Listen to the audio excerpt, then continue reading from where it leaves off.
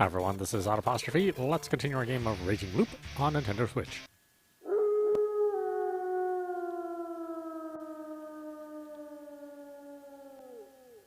I woke up feeling an overwhelming exhaustion. It was 5 in the morning, a time when Kansa-san was already active. I wanted to sleep some more, but I couldn't let them suspect that I was a wolf based on the idea that I didn't get enough rest. After returning here last night, I changed my clothes, wiped my body, and wondered how I was supposed to hide the costume parts. In the end, I hid it under some newspaper, which was very cartoonish. If the humans found it just like that, I'd feel like the butt of some bizarre joke. A part of me did hope that it would be gone by the time I woke up, though. I'd gone to sleep at 2 in the morning, and sure enough, the costume was gone by the time I woke up. Well, of course it would be. If the costumes remained, you could easily find the wolves just by checking everyone's homes during the day. Last time, when I'd infiltrated Chimi's room to mess with her guns, I hadn't seen anything like this. Also, if the humans found out there was something so artificial involved in the whole wolfing business, the Yomobitu side of the story, that the monsters had transformed into humans, we would have been rendered unbelievable. No matter how much the locals revered Yasumi's legends, I felt like the feast wouldn't get anywhere without the fear caused by the idea that they were dealing with something supernatural. Wasn't the thing I'd seen the first time actually Yasunuga-kun or Tai-san wearing the wolf outfit? That didn't seem far off the mark. The mist and the darkness made the costumes look extremely convincing. Maybe that was the great Lord Shinai himself, as he appeared in the red mist that one time. According to Hara-chan, that was a god, but... Forget that. What was Hara-chan herself? How did she know about my looping? It actually seemed that she even knew about its cause. Possessed by the wolf, by the okami, by the great god. There were 3 gods, and that had nothing to do with the Okami-sama being a group of 3. Was Great Lord Shinai a tripartite god? And one of the other 2 was my enemy? What the hell is that supposed to mean? She'd given me a lot of information, but it was all vague and uncertain. Were there mysteries and legends I still didn't know about? That'd make the most of my current investigation completely off the mark. Was I missing or misinterpreting something crucial about the info I'd already had? God. This made me want to rely on Mami-san, Tai-san, or Rikako-san's knowledge. But this time I was their enemy and had to kill them all. Though this time Mami-san was in a decent state, so I would ask her before I got rid of Hashimoto-san. She wouldn't know the true motives behind that. Why was Chimi's face flashing through my mind every now and then? I went outside, intentionally avoided looking at the dorm, and headed to the plaza. Kansa-san and Takumi-san were already there, and they told me about Chimi's death. No one else was missing. Then, all that blood was... oh well, it didn't matter. As we waited in the plaza, we were eventually joined by Kyoyori-san. She seemed a lot better than yesterday. Had her mind stabilized a bit once she'd started looking at killing her sons in a positive manner? 食事の準備をしていましょうか。Yesterday, we'd agreed on 5 things. We would focus on information control and gathering, as in we would avoid having secret talks and instead try to listen in on any the humans had. We would avoid talking about things we weren't supposed to, like the cause of Chimi's death. Hara-chan would contribute to the feast once, then continue being as anti-elder and anti-outsider as possible. Kyoyori-san would declare that she would follow Yasunuga-kun's vote and do it even if it was voting for a wolf. Finally, we would fake our guardians. However, I would be the first to act, and only from the 3rd day onwards. The plan was focused mostly on keeping them from looking suspicious or doing something they didn't have to. I was apprehensive about trying to get them to go wild like Chimi did and have them kill more humans. After all, I didn't have the trust or the charisma for that. Of course, my final goal was my own survival, not theirs. There would probably be situations in which I had to use them as human shields, or just situations where it was an option. But... don't become... ならないで。I didn't want to become just a murderer.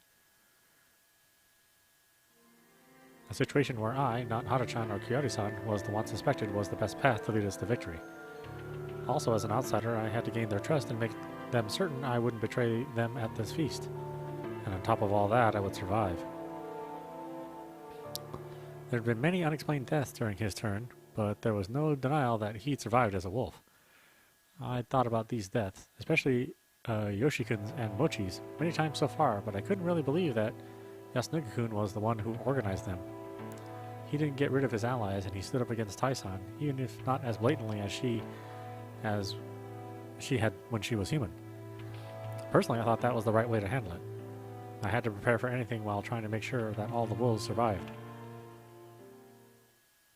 Anyway, I was silently preparing the food.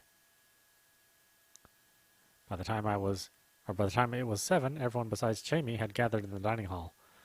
Yasunuki-kun's face was pale. Apparently, she'd committed suicide right in front of his dorm.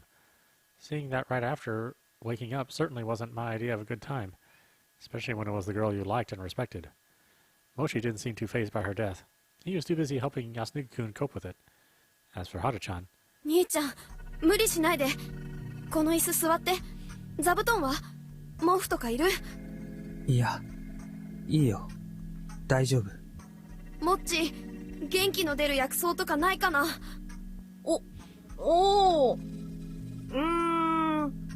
昼でも探すかな？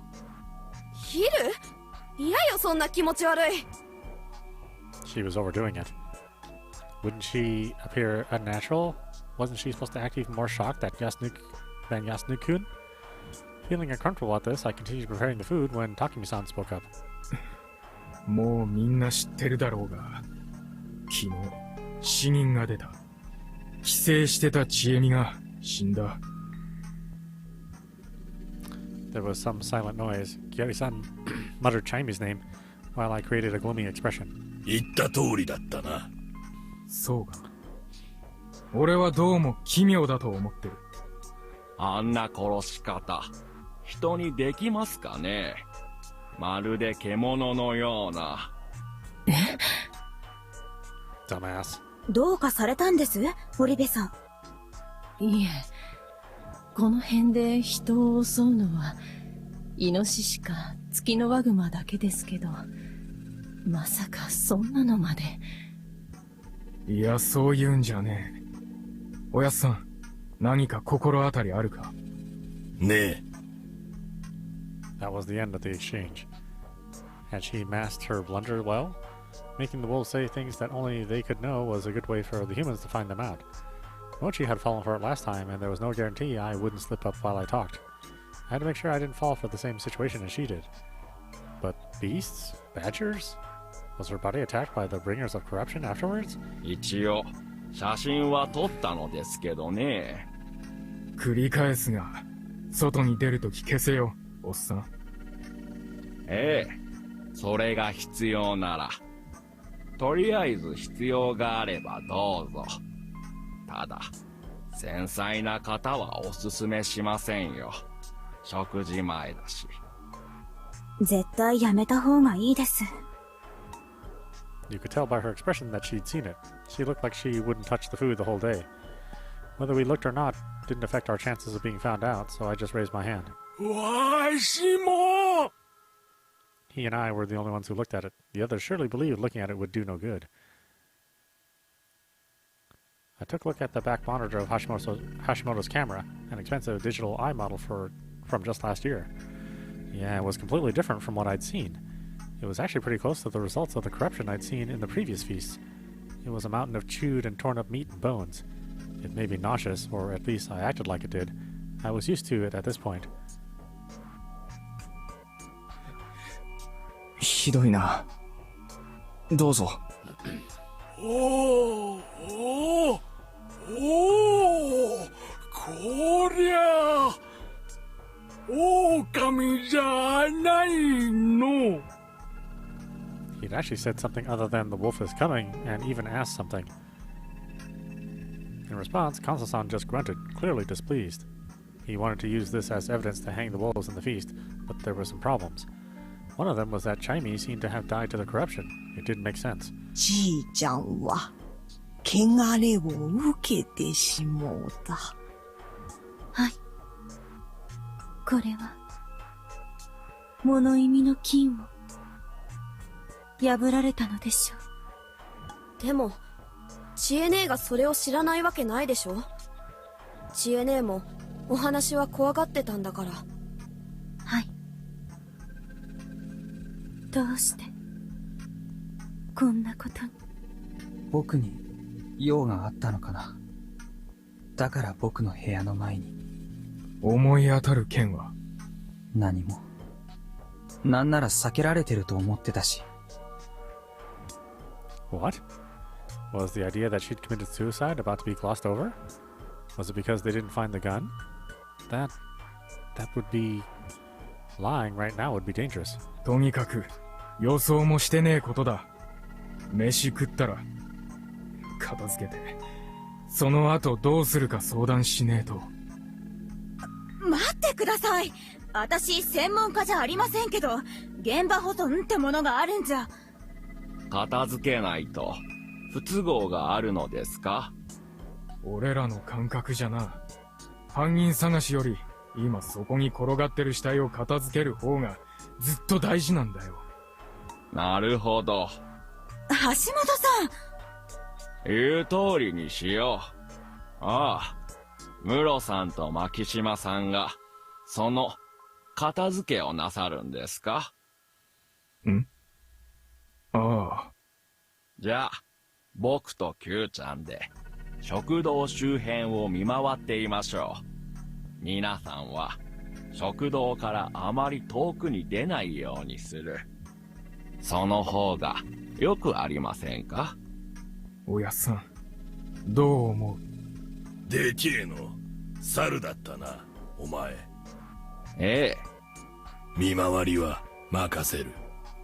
何でもいいから獲物持ってけ。なるほど。わかりました。Hashimoto-san pointed out the necessity for patrols, came out as a reasonable volunteer, and became even more trustworthy. On the other hand, he was giving himself a way to talk to Mamiya-san in secret. Was it his way of separating her, whose identity wasn't confirmed yet, from the rest of the group? I had to calm down. The first part of his move was obviously great, but I wasn't sure about the second one. Hashimoto-san was an active player, but I couldn't tell which of his actions were intentional and which were coincidence. というわけで、食べられる人は朝ごはんを食べた方がいいでしょうね。僕はいただきたいな。いいですか？はい、もちろん。匠さんも大丈夫ですか？おう。香織さん、もちろんいただくよ。本当に食べて大丈夫なのかね？ He had to say that now of all times? ああ？てめえ何が言いて？私も別に不要な気遣いをしたくてしているわけではないがね。実際に人が死んだ。迷信に従って。そんな状況だからこそ、迷信ではなく、適切な疑念を持つべきだ。違うかね？何言ってんだてめえ、あ？まさかババアを疑ってんじゃねえだろうな。まあ。Unlike how he was so far, Kiyotsuki spoke the words without any sarcasm. Had he read the mood and chosen to become the resentful but not wrong kind of character? No, he wasn't that considerate. 義継やめろ。野里さんは今回、正しい。へばってんなら兄貴は黙ってろよ。母さん、味見はしたよね。Something wasn't right here. Why was everyone so sharp so early in the game? ええ、もちろん。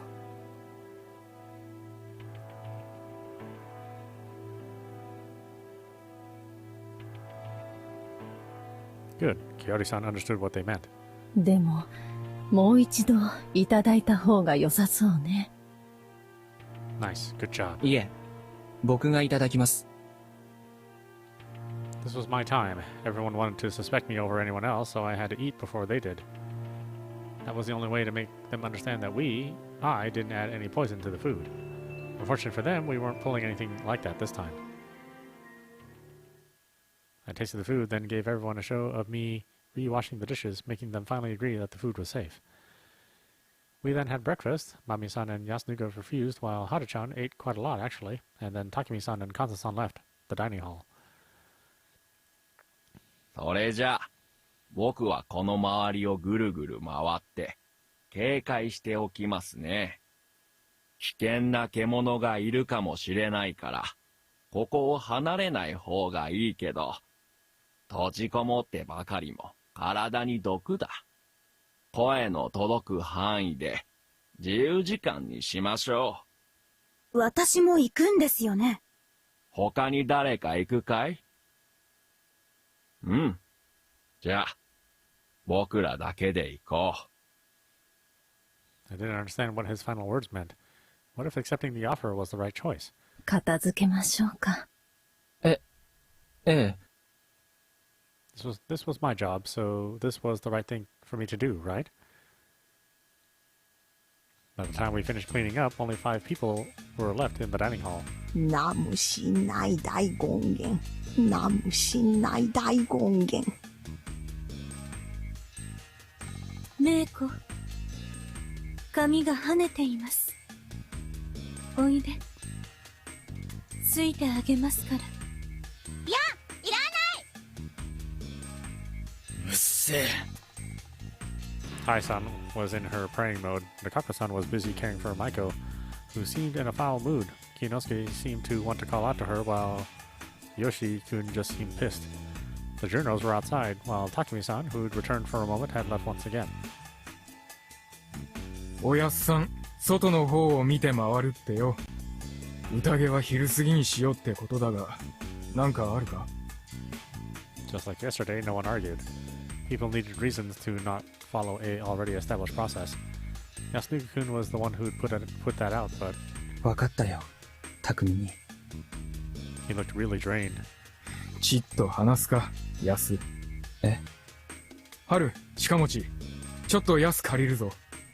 夫妻かおりさん、ちょっと俺ん家まで戻ってくる。あ、了解です。すみません。お気遣いを。そんなんじゃねえさ。大丈夫か？うん。大丈夫。バカ野郎！昨日ああやって覚悟決めたんじゃねえかよ、兄貴！よし。誰にだって弱みってのがあんだ。お前だって母ちゃんがいなくなったら。いや、縁起でもねえ。忘れてくれ、香織さんも。いいえ、私が言わなきゃならないことでした。俺は覚悟してる。Takumi-san and Yasumizu-kun left. はるちゃん、その辺でなんか積もっか。え？あ、うん。霧が怖かったりしない？うん。もう平気よ。Hana-chan, acting as weird as always, left alongside Mochi. The situation was clearly set up by Hashimoto-san. Everyone split up and were free to have secret talks. What was the purpose of this? Was it just overthinking it? Were they just taking the opportunity given to them with no ulterior motives whatsoever? ひとまずこれでよし。久石さんも休んでらっしゃい。まだお昼までは時間あるし。休んでか。じゃあ僕もちょっと外に出てみましょうか。みんな出て行ってしもうて。黄泉の霧は汚れの元なのにね。ええ。だからちょっとみんなが心配で見てきます。Now, how would a good wolf spend this strange time? I couldn't think of anything. Was I a dumbass? Well, I did have some ideas, but they all seemed like bad moves. Traps, basically. Could I eavesdrop on someone's secret chats? It'd work when it was dark, but during the day, you could see anyone within a whopping few meters. Could I just join one of the conversations? Wasn't it best to just avoid secret chats in the first place? Was it normal for wolves to be so paranoid? A part of me couldn't help but suspect that Mochi or Hashimoto-san was hiding in the mist. I couldn't see or hear anyone, so my brain perceived this world as empty. Before the unease and loneliness took over, such situations made you feel all-powerful. No one would blame me for anything I did.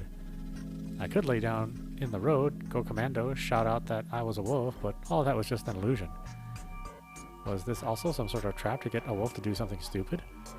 Or was it some sort of filter that caught those so paranoid that they actually believe stuff like this? Crap, I just wanted to scream and run around. I wanted to do something no one could predict. I looked up to the sky. And suddenly the ground vanished beneath my feet.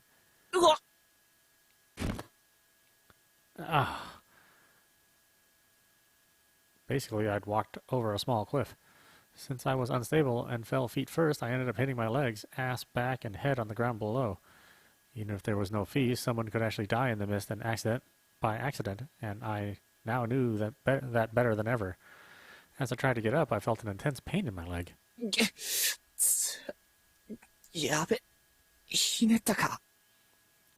was so stupid. Also, the area below the plaza was clearly out of bounds, so I was breaking the rules here. Though this was an accident I hadn't planned myself, so I probably wouldn't draw any more suspicion than I already had. As I stood up, I heard a voice behind my right side, and along with it, something metallic. I instantly raised my hands, but the pain that came over me made me groan.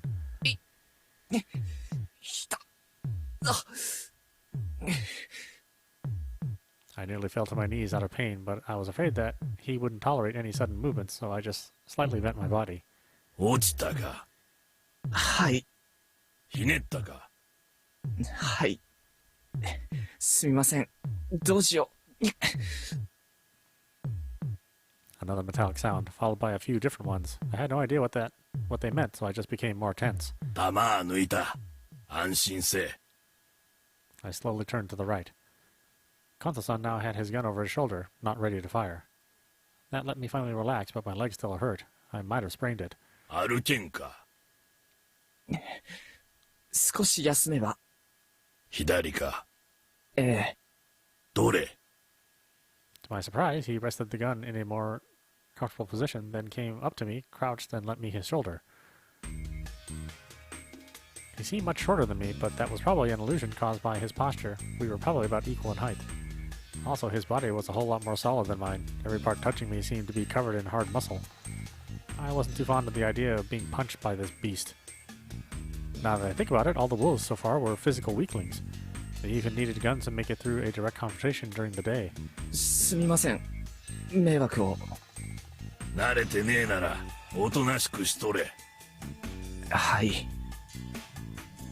お前、狼は誰だと思う That wasn't like him either. He really didn't seem the type of person to ask that kind of thing here, of all places, and from a person he trusted least. 皆さんから見れば、僕なんじゃないですか。こんな時に外から来て、素性も知れなくて。てめえがうさんくさいのと、狼かどうかは関係ねえ。A considerate response from him. Something wasn't right here. What was I to do here? Got it. Oh, really? Oh, God. Wow, there's a lot of keys I don't have. Holy crap. Talk about Hada's love life. Haru-chan. The moment I said that, he stopped walking. It made me put more weight over my leg, making me groan in pain. Haru ga, dou shita? His grip seemed to become unnaturally stronger. いえ、昨日あれだけ霧に怯えてたのに、今日はらしくないとは思いましたけど。しょうもない。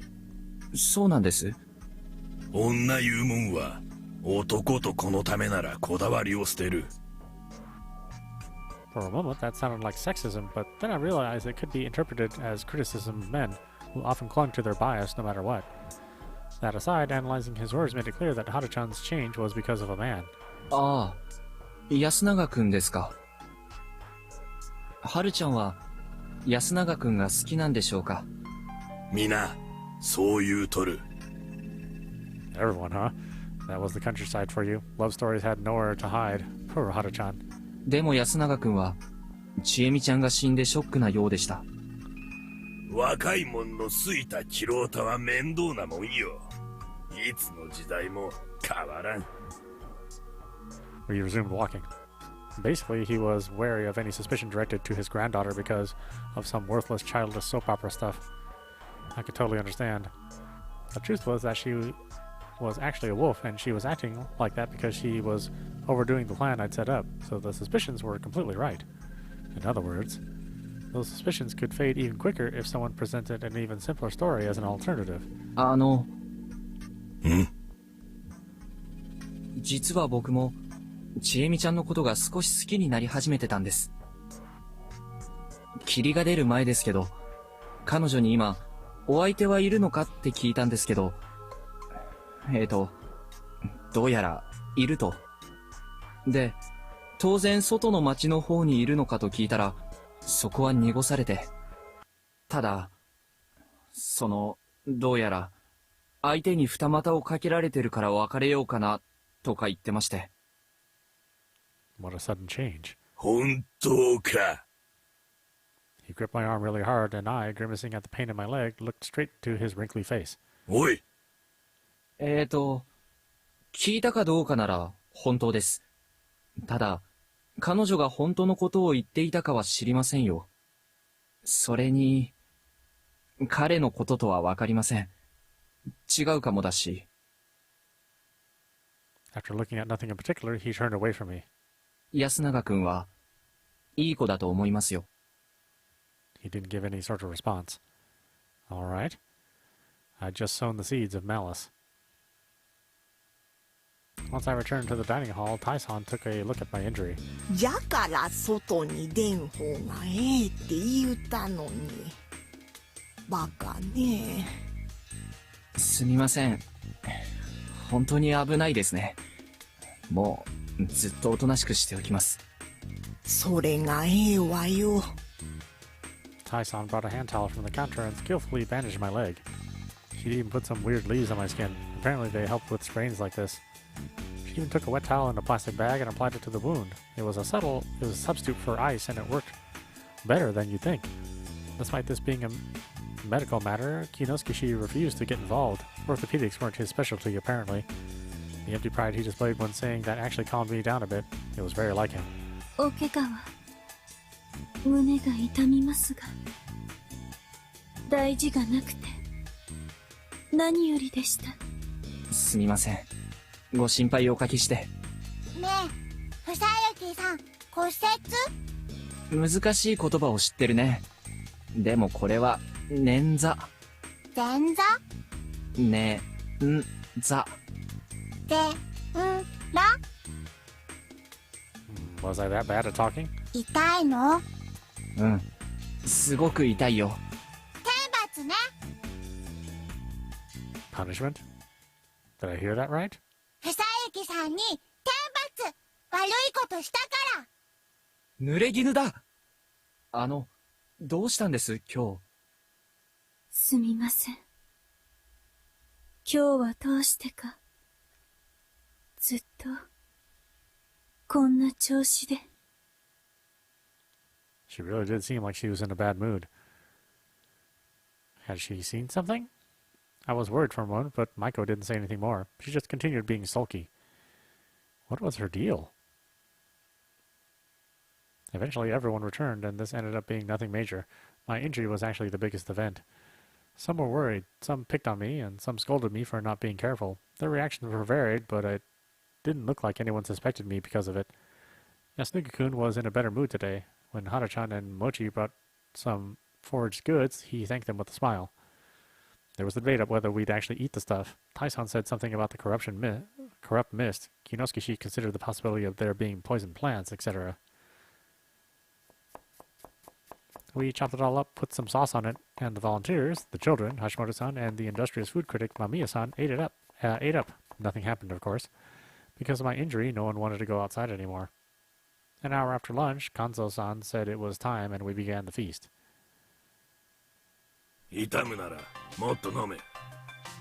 Half grinning in response, I drank more of the divine sake than usual. As far as I knew, though, alcohol wasn't good for you when you were injured. Thus the feast started. やっぱりまず知恵身について考えたい。なんであんなことになった？安永、考えはあるか？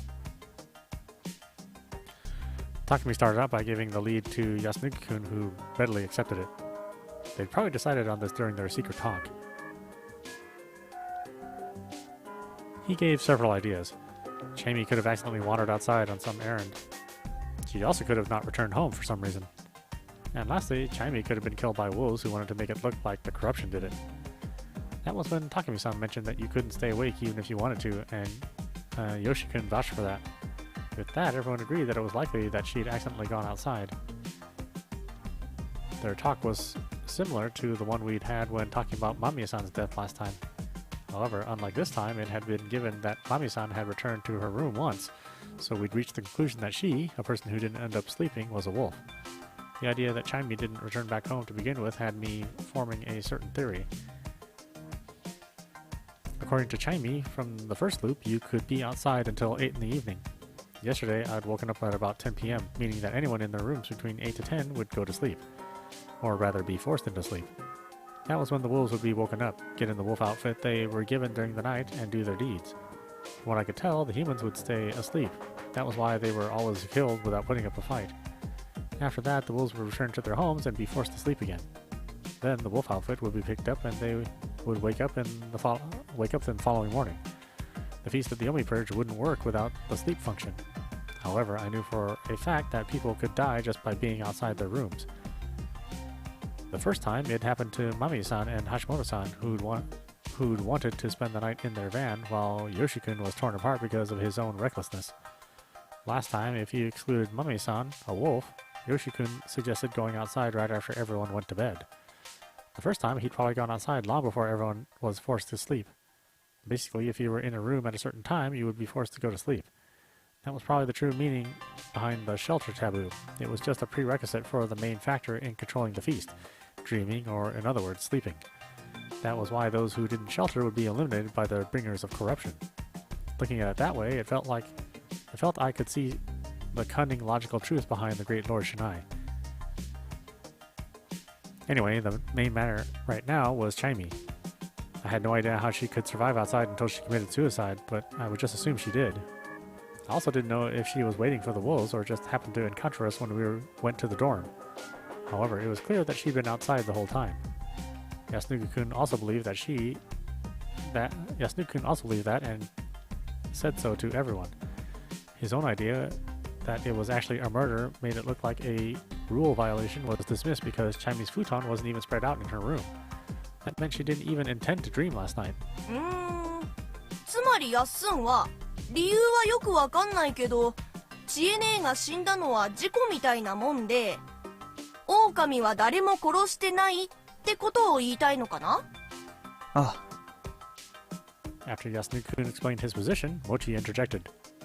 He was a passive participant, but really good at it. Most of his few words were on the mark. He was also the monkey, so no one had to worry about him trying to mislead people.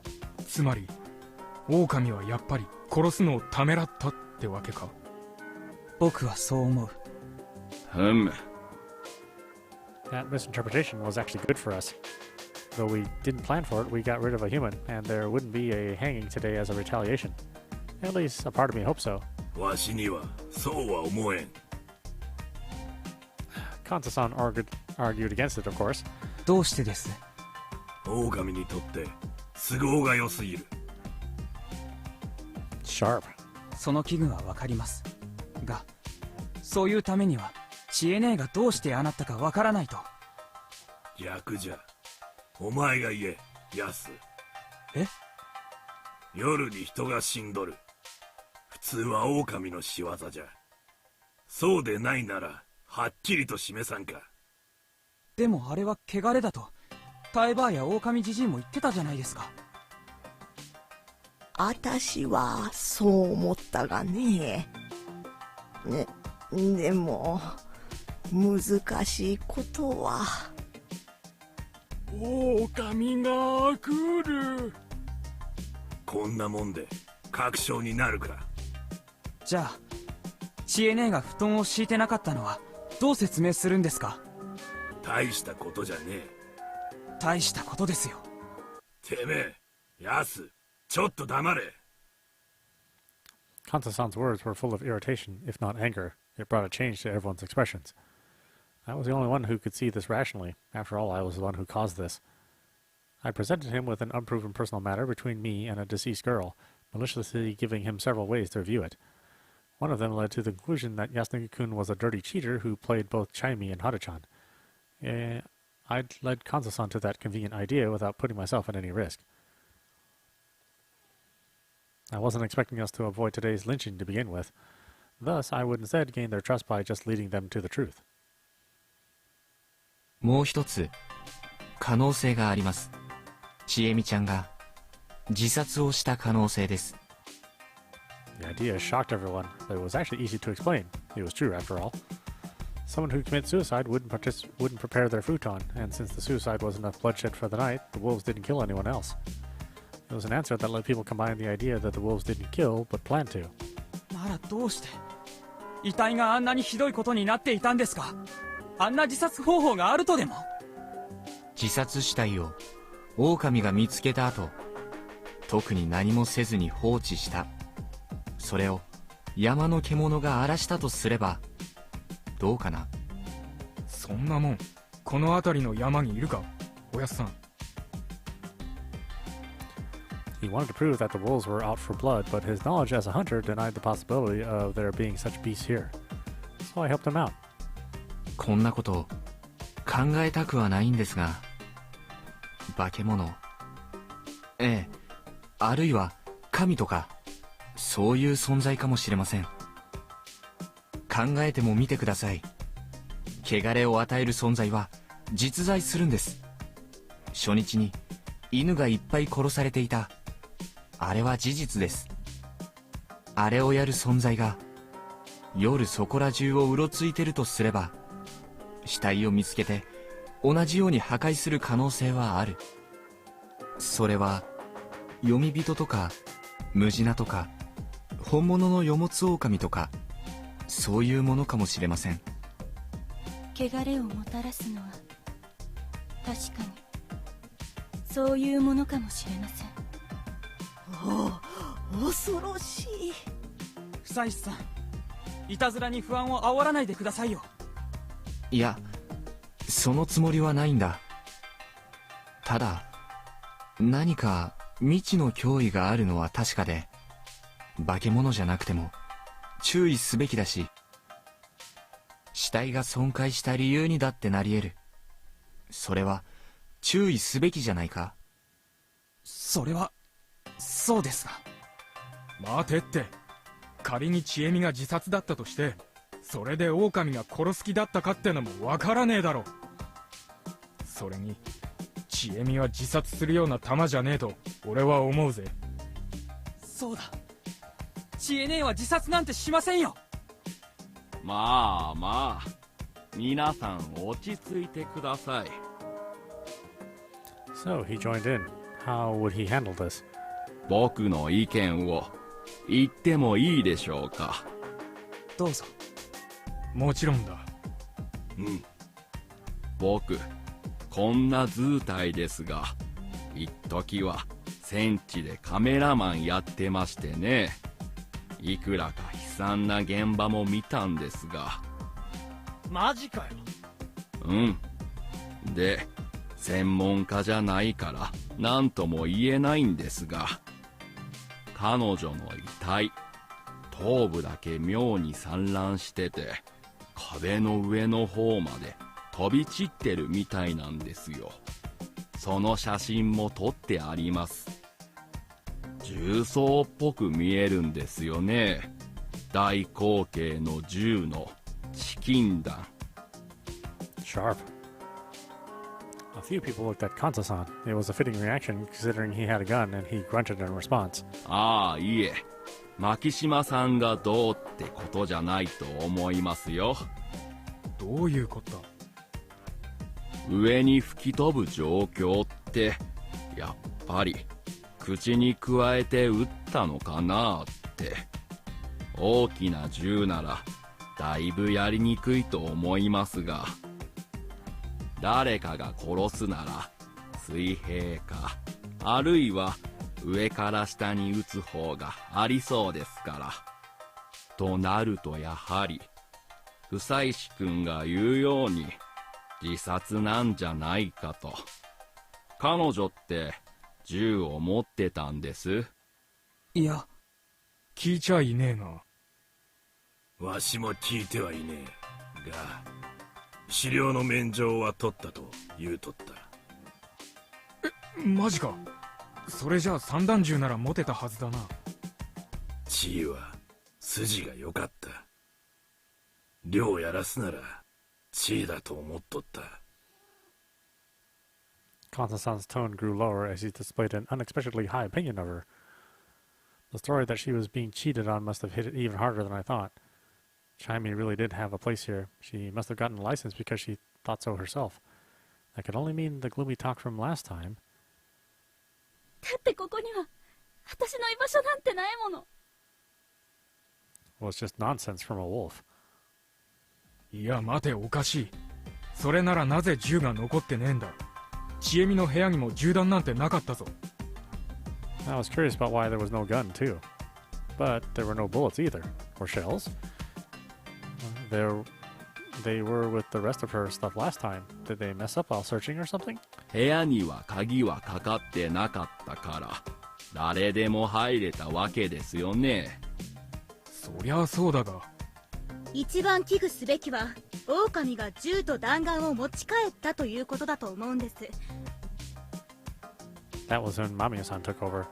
実在が不確かな銃を必要以上に恐れるのもどうかとは思うんですが、それでもこの後各自の部屋をざっとでも見て回る必要があると思います。それで見つかるように隠すかは怪しいけど、どう思います？探す姿勢を見せることが大事です。やろう。構わねえ。待ちたまえ。うちをそんな理由で荒らされるのは少々困る。古い猟銃が出てきてもおかしくないし。後ろ暗いところがあるんですか？でもまあ確かにおっちゃんは銃とか持って帰らなさそう。そもそも持ってそうだしヘタレだし。しかも貴様は。しかし、ああそうだ、正直死体からそんなものをもぎ取るなど考えただけで吐き気を催すね。はっ、臆病長者が死体が怖えんだろ。それで医者もできねえって聞いたぜ。違う、私は。黙りなさい、義継。野里さん、どうかご無礼をお許しください。 So he really was afraid of corpses. Man, the guy sure was hard to make use of. Still, there was no reason for us to be afraid here. After all, we weren't the ones who took the gun. I could only assume it was the Great Lord Shinai again. Thanks to Hashimoto-san, just about everyone now agreed that Chaimi had killed herself with a gun. Proof was a very important thing. The people of Yasumizu really had to realize that by cleaning up the corpse right away, they made it harder to find out the truth. Even Yasunaga accepted that Chaimi had committed suicide. He was now muttering something like, "Chaini, why?" Kanza-san looked at him with extremely intense eyes. If you connect the story from before with the suicide, you could assume that it was the result of the love triangle drama. After all, she committed suicide in front of Yasunaga-kun's room. With that settled, Takumi-san spoke up again. で、結局、今日はどうするんだ？くくるのか、くくらねえのか。After a moment of silence, 狼が殺したんじゃない。だから、約束通り、処刑はしないべきだ。死人が出たら、くくるのが約束じゃ。狼が殺したんじゃない。よろしいですか？なんだ、植松。私には芹沢様が雲の精神を発揮されたのではないかと思えてならないのです。あ？なんだそりゃ。汚れをその身に引き取る雲の精神によって他の皆々様を守られたのです。聡明で勇敢な芹沢様ならばそのような行動に出られるのではないか、そう思えてならない。詳しく教えてください。つまり昨晩自ら進んで血を流し他の加護者の皆様を守られたということならば、もちろん芹沢様は狼の来訪を目の当たりにして自決をなさったのではないでしょうか。ちいちゃん、あの子は乱暴じゃったが確かにそういうまっすぐな優しい子でもあったんよ。そういうんじゃねえ。知恵ねえは本物の肝っ玉を持ってただけだ。じゃあやっぱり狼は殺す気で近づいてたってことなの？考えすぎじゃない？ただな、確かに知恵姉が自殺する理由なんて他に考えられないんだよね。悩みがありゃその相手を撃つ方が知恵姉らしいってんだよ、あるね。そしていつも学校で僕らを体を張って守ってくれたのも知恵姉だ。知恵姉、どうするんです？処刑をする方向に話が進んでますよ。最低限するかどうか票を取ってもらいたいな。橋本さん、僕も君も生き残らないとならない。脅威の排除が必要ならやむを得ないのかもしれない。でももしそういう理由ならきっと芹沢さんは加護者じゃなかったろう。蛇の加護者は生きてて情報をつかんだことになる。加えて皆さんが狼の打倒のために覚悟と団結をできるなら昨日とはだいぶ状況が違うことになる。まあ僕も両親に従って殺人はしない方に一票入れるけどね。結果には従うよ。よし、挙手でいいか。うん。今日くくるものを投票で選ぶことに賛成の者は挙手しろ。The old wolf guy, Yamawaki-san, Kanza-san, Kinosuke, Takumi-san, Rikaka-san, Mochi, Yoshitsu-kun, and I raised our hands. The only ones who didn't were Kiyori-san, Yasunuki-kun, Haru-chan, Meiko, and the journals. モッチ。ごめんやっすん。でもなんか知恵姉が敵撃てって言ってる気がしてさ。そうなのかな。本当にそうなら夢ででも出てきてくれればいいのに。そうだね。9対6じゃククルモン選べ。仕方ないなあ。その場合一人選んだらそのまま処刑をしてすぐに解散なんですか？どうなんだおやっさん。くくったら宴はしまいよ。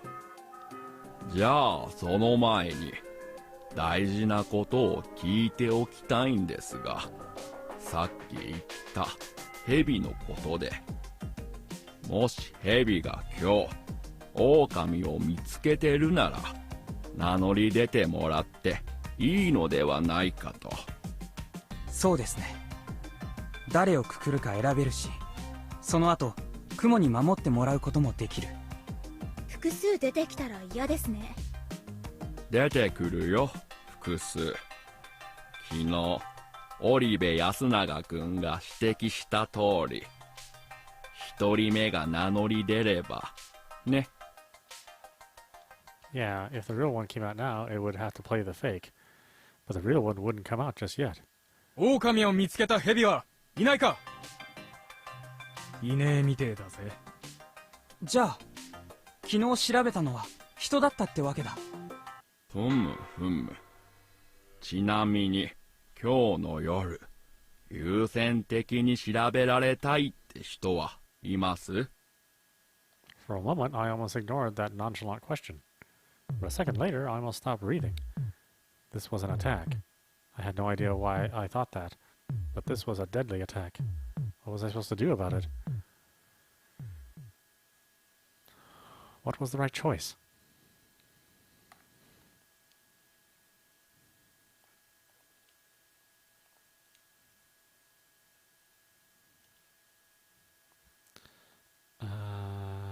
Well, let's pick the top one first.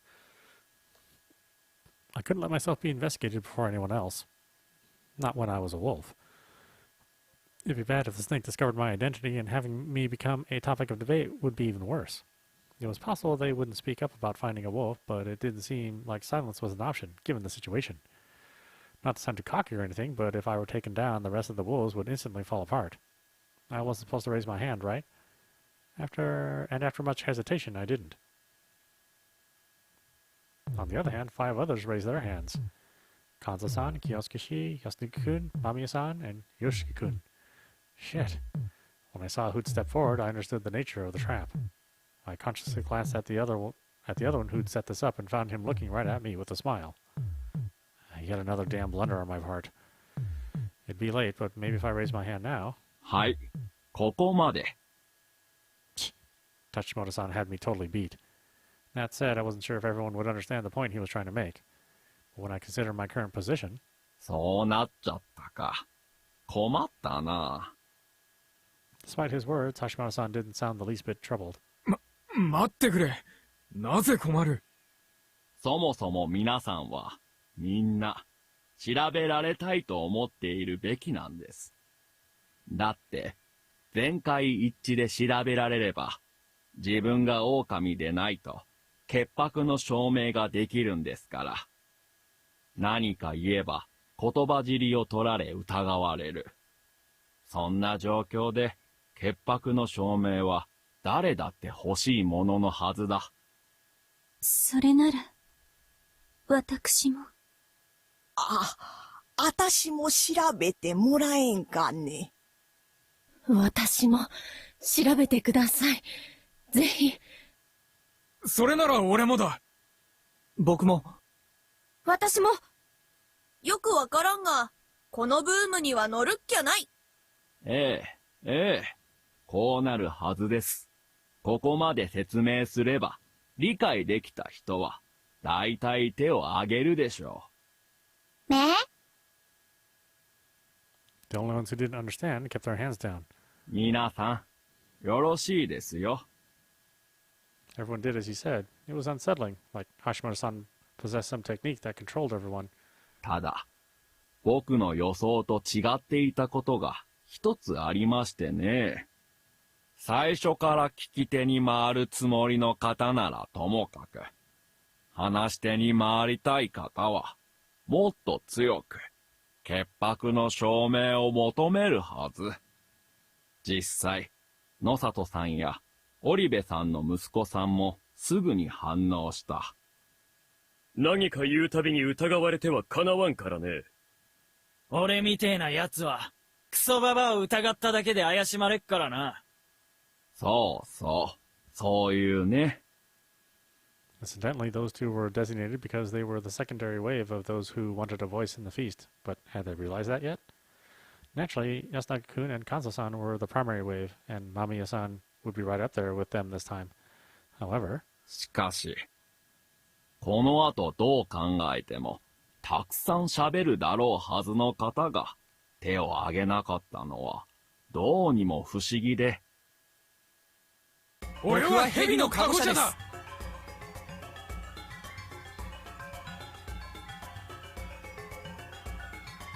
Shit, what horrible timing.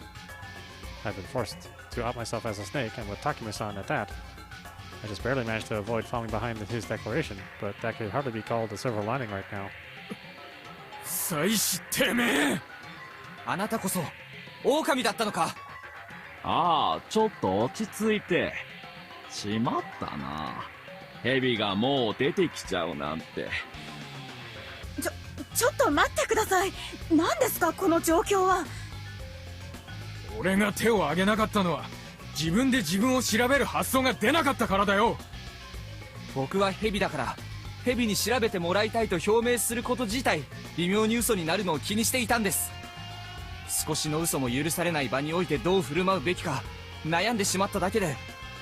てめえ、この場でぶちのめしてやる。落ち着きましょう。Hashimoto-san rose partially to his feet, excluding a pressure that intimidated even a man as sturdily built as Takumi. なるほど。お二人ともそういう理由で挙手をしなかっただけで、狼だから調べられたくないわけじゃないと。当たり前です。当然だ。お二人とも、誰のことを調べましたか？お前だよ、ヤス。え、それはありがたいけど、人だったよね。ああ。I see. So that was why he acted that way this morning, and why he didn't out himself as a snake yesterday. それで、房石さんは？肝臓さんだよ。彼は、人だった。It may have sounded a bit too good to be true, but he was the only one I could see possibly backing me up. There was also the seeds of malice I planted in him earlier. さて、どうしましょうね。I was the one who wanted to complain. The snake had revealed themselves early, but this was totally different. A totally different situation from that previous loop where Takumi-san had done so on the first day. It was the second day, so not only had the power been successfully used once, but now a liar had been successfully lured out. The longer the snake survived, the better, but as a participant, they'd already drawn out more than enough information. So long as he was acknowledged as the real deal, that was. 俺が本物の蛇だ。僕が本物の蛇です。お二方とも、条件は同じ。同じはずがあるか。こいつ、嘘をついてんだぞ。あなたの方が嘘つきだ。Indeed, without any contradictions between us, neither of us could be selected. これは、二人とも生かして様子を見るべきでは。Yasumizu reached that conclusion, but... いや、両方くくる。Yeah, of course this guy would say that. Just trying to get him on my side was a bust. ああ、それでも構わねえ。Wait, what? 俺はヤスが人だと知ってるし、おやすさんもきっと人だろうと思う。この嘘つき野郎が、このタイミングで厚かましく仲間の狼を人として出せた気がしねえし、俺の知ってるおやすさんなら、狼になった直後に腹でも切って死んでるだろう。I kept wanting to say that wasn't true, but unfortunately I knew nothing I said would convince them. おやすさんとヤスが安全で、なおかつちえみはもういねえ。あとは俺と、よく頭と口が回るらしい夫妻子がいなくなれば、狼の頭目として残すとヤバい奴は、この中にいねえと俺は思う。The madness of the people of Yasumizu. 他の連中は、狼の頭が務まるほど悪知恵が回る人間じゃねえ。そこは俺が一番よく知ってる。間宮さんだけは知らねえが、俺らをうまく回せるような太刀でもねえと思ってる。起点不足ってことかしら。認めた方がこの場は有利かもしれないけど、灼ね。違う。あんたはあくまでよそ者って立場と振る舞いのままだろ。そうする限り、他の安水の門を率いることはできねえ。なるほど。じゃあ同意するわ。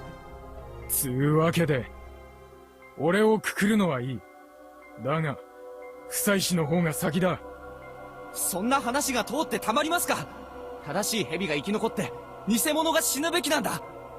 人のために死ぬ覚悟がない奴は、狼だ。暴論だ。それ以上は、水かけ論でしょう。投票に入ってもいいんじゃないですか。構わねえ。Damn it. It wasn't even a contest. The vote was 13-2 in favor of lynching me, a crushing defeat. すみません。春秋様。Mikako-san, the only one who'd voted in my favor on the grounds that those who claim to have guardians shouldn't be taken lightly, was the one pushing me. 気にしないでください。むしろあなたも、僕の味方だと疑われることを考えたら、優しくしてくれないでよかったんですよ。あなたも、とは、どういう意味かな、うさいし君。忘れないでください、橋本さん。あなたが言葉尻を捉えるつまらない罠を仕掛けるから、人は本物の蛇を失うんだ。そうだね。その可能性もあるかもしれないね。This man was insane too. His words lacked substance. Perhaps he'd gotten too used to insane situations and taken up a relaxed attitude to handle any gruesome circumstances. It made sense. I'd been a sore loser and slipped up this time. He'd won. 落ち。なか落れ。ちなかれでいいのかな。I would return. I was hanged and died. I swore I'd return. And when I did, I wouldn't let these people kill me. That thought repeated in my mind until my consciousness swiftly faded into the mist. Interesting.